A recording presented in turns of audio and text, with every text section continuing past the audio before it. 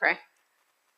Dear God, may my words be of you, and those words that are not of you, may those fall upon deaf ears. Well, I came back from Charleston yesterday. Bruce called me, and I was on the beach, which I'm trying to convince PPR that I can always work from the beach because that would be awesome. But I came back from Charleston yesterday. I went down there for a race, and I had a friend who finally had invited me. I had been wanting to do it for forever, and it's a 10K race that's in Charleston where you run over the bridge, the big bridge in Charleston. And it's a huge thing. I grew up in South Carolina, so I've heard about it for years, but this was my first chance doing it. And it's a huge race. About 40,000 people run this race every year. And so you feel a little bit like cattle being herded in a way. And what happens when they do these big races is that they corral you based on your time. And sometimes they base it on what you actually think that you're going to do, and sometimes they base it on your actual performance in the past. And this was one of those ones that was based on what you think that you're going to do. And so I did what wise people do, and I lied.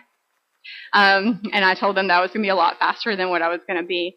Because what I find is in races like this, you're being herded like cattle, to be very honest. And you go up to the start line, and if you don't lie about your time and get in a better time, you tend to trip over people the entire time. You get caught behind people, and you're weaving in and out, and so most of your time is spent, most of your energy is spent weaving in and out, and it tends to wear on your body, and it's just not fun at the end when you see your time and it's not as good as it could have been because you're trying to push behind all these people. And so I did what people do, and I lied about my time, and I said that I would come in under an hour, and I was so close. I was an hour 1 minute. And so even with lying, I was so close, but anyway, that's not even the point of this story, but just for me to brag, because, I wrote this sermon before I knew what I was going to finish at. So I knew going into it that this tends to happen, and I kind of was pretty relaxed about it. I was like, oh, it's fine. It's not going to be a big deal. I know that I'm going to just get stuck behind someone and be very slow, and so I'll just walk up it. I'll enjoy my time in Charleston. I'll take pictures of the river. It'll be great. No big deal. And so I decided to have that attitude because I knew that I would get pushed and pulled, and probably I don't know how many of you have ever done races that are that big that you know that feeling of getting stuck behind someone else. But you all may have road rage, and I have race rage because I get a little frustrated with people in front of me. But since I have race rage, you may have road rage, and you know what it's like to be in the traffic of Christmas season, in the traffic of Christmas season, and maybe in the mall where you're stuck behind someone, and of course they're in front of you, and the thing that you want is over there, and you're trying to get at it, and the crowd's just pushing you and pulling you, or maybe you get swept up in the crowd, maybe you get swept up in traffic and are trying to figure out how to get through that, through that traffic, and soon you find yourself in a place that you don't want to be. When we talk about this verse, it's very similar to that. We see this crowd get really excited and really swept up in the excitement of Jesus coming to town, and maybe for you this swept up excitement is what we talked to the kids about. Maybe it was that parade, the parade that you were in, where you were kind of pushed and pulled into the right place, and all of a sudden you found yourself cheering for something that you didn't even know that you were cheering for. And so that's a lot of what's happening in this story. Is this crowd has gained momentum. They've heard about Jesus. They've heard the stories about his healing, and they've heard that the king was coming to town, and so they come in and they're waving branches, and they're so excited about this king who has come to town. And I have this feeling that so many people didn't know what they were even excited about. I'm picturing this huge crowd and shouting among us, and shouting and chaos and craziness, and then all of a sudden what happens in the story is that Jesus goes and grabs a donkey. Anyone else find that interesting? We've heard this story for years, but he grabs a donkey, and I don't know if any of you are like me, but I always assumed that it was just so he would have something to ride on. Something that would lift him up, and something so that the crowds could see him a little better. Maybe something because he couldn't walk that far, or he didn't want to walk that far. He thought that he was too good to walk on his own feet. But if you know Jesus, then you know that that's not really Jesus' character. Jesus doesn't exactly lift himself up. In fact, Jesus is the God that came to earth to be among us and to walk among us. And so lifting up isn't really in Jesus' priorities or Jesus' character. So it's not that he's on this donkey being lifted up. It's that he's on this donkey to say, I am God. You see, we talked last week in Sunday school about how Jesus never actually claims to be God. He never stands there and says outright, I am God, but instead uses all these terms for God, all these ways of saying that he is the Messiah in ways that the Jewish community would understand. And so him getting on this donkey was actually one of those ways. And he doesn't say it by shouting over the crowds. He doesn't all of a sudden yell, I am God of all people. I am the Messiah, shouting over these crowds. Instead, he has this quiet confidence to go and grab a donkey and sit on it. Have you ever been in an argument where three people are yelling and then all of a sudden one quietly says something that's so astute that you just pay attention all of a sudden? Oh, wow, that was good. And they didn't have to yell over anyone else. They just said it in such a quiet confidence that it caught your attention. That's what Jesus is doing. You see, this comes out of Zechariah 9:9. It's from the Old Testament. Rejoice greatly, it says, O daughter Zion. Shout aloud, O daughter Jerusalem. Lo, your king comes to you, triumphant and victorious is he, humble and riding on a donkey, on a colt, the foal of a donkey. He will cut off the chariot from Ephraim and the war horse from Jerusalem, and the battle bow shall be cut off, and he shall command peace to the nations. His dominion shall be from sea to sea, and from the river to the ends of the earth. See, what happens is that Jesus is actually fulfilling this prophecy.